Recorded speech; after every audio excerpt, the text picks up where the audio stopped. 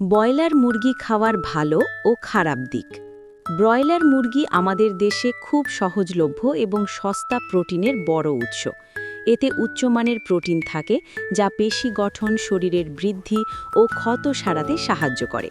পাশাপাশি vitamin B, লোহা, zinc ও সেলেনিয়ামের মতো গুরুত্বপূর্ণ খনিজ রয়েছে, যেগুলো রোগ প্রতিরোধ ক্ষমতা বাড়ায়, রক্ত স্বল্পতা কমাতে সহায়তা করে এবং শরীরকে কর্মক্ষম রাখে।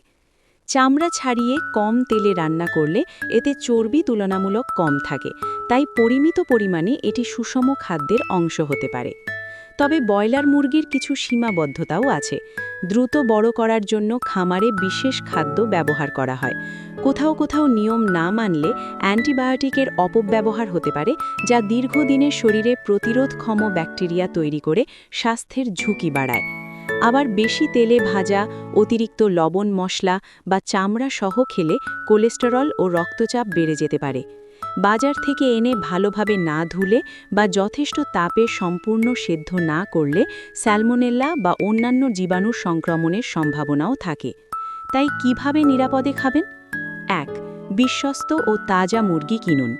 ২. রান্নার আগে ভালোভাবে ধুয়ে আলাদা বোর্ড বা ছুরি ব্যবহার করুন। ৩. চামড়া ফেলে কম তেল ও কম লবণ মশলায় রান্না করুন। ৪.